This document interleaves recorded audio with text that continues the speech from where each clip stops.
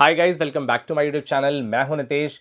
Guys, आजकल income tax department तरह तरह के बहुत सारे नोटिसेस आपको इशू कर रही है और उसमें से एक सबसे यूनिक और इम्पॉर्टेंट नोटिस जो आजकल इशू हो रहा है वो है आपके एचआरए क्लेम के वेरिफिकेशन को लेकर के।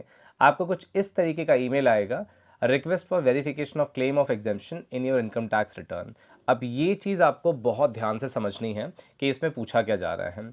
बेसिकली आपको इस तरीके का एक ईमेल आता है और जिसमें ये बताया जाता है कि आपने जो एचआरए है वो क्लेम किया हुआ है, बट किन किन ईयर्स में क्लेम किया है और उसकी वैल्यू क्या है।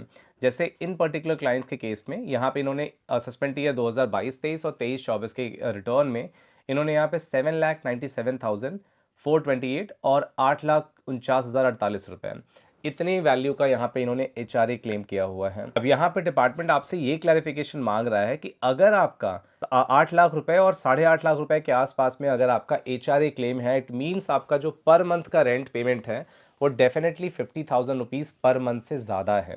अब इस केस में एज पर सेक्शन 194 IB अगर आपका रेंट अमाउंट 50,000 रुपीज से ज़्यादा होता है तो उस केस में आपको टीडीएस डिडक्शन की लाइबिलिटी बन जाती है। तो इसलिए आपको इस बात का हमेशा ध्यान रखना है कि जो कुछ भी आप रिटर्न में वैल्यूज देते हैं उसको हमेशा आप क्रॉस चेक करें, जो आपके डॉक्यूमेंट्स के बेसिस पे बिल्कुल करेक्ट होना चाहिए। और कभी भी आप फेक एग्जेम्पशंस, फेक डिडक्शंस, ये सब चक्करों में ना पड़े तो ज़्यादा बेहतर होगा। अब यहाँ पे इन क्लाइंट का जो मेन प्रॉब्लम है वो है कि एचआरए का इन्होंने फेक एग्जेम्पशंस बहुत ज़्यादा क्लेम कर लिया है, जिसकी वजह से इनकी दो प्रॉब्लम खड़ी होती है। पहला तो ये है कि इन क्लेम्स को इन्हें वेरीफाई करवाना पड़ सकता है, यानी कि इनको अगर 133(6) का नोटिस आता है तो इसके रिगार्डिंग इन्हें पेपर्स वगैरह सबमिट करने को बोला जाएगा। अगर ये पेपर सबमिट नहीं कर पाते हैं तो इनको पर पेनल्टी वगैरह लगाई जा सकती है। दूसरी बात यह है कि इन्होंने टीडीएस की लाइबिलिटी का भी ब्रीच किया है, बिकॉज इनका जो पर मंथ का रेंट अमाउंट है वो 50,000 रुपीज से ज़्यादा है। तो इस केस में बिकॉज इन्होंने टीडीएस भी डिपॉजिट नहीं किया है तो इसलिए यहाँ पे इनकी टीडीएस की लाइबिलिटी भी बनती है।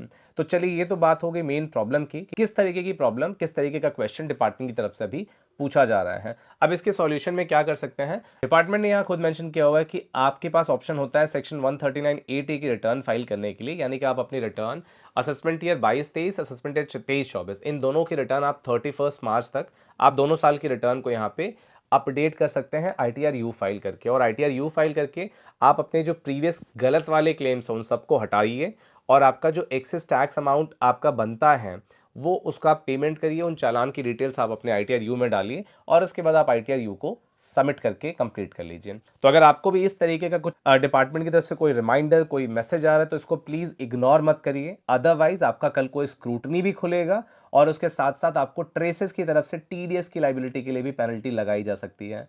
इसलिए इस बात को ध्यान रखें और टाइम पे इस चीज़ का करेक्शन करें। और सबसे इंपॉर्टेंट बात, कभी भी आपका फेक एग्जेम्पशन या रिडक्शन क्लेम्स ना करें। चलिए गाइस, मैं आपसे मिलता हूँ नेक्स्ट वीडियो में। Thank you very much.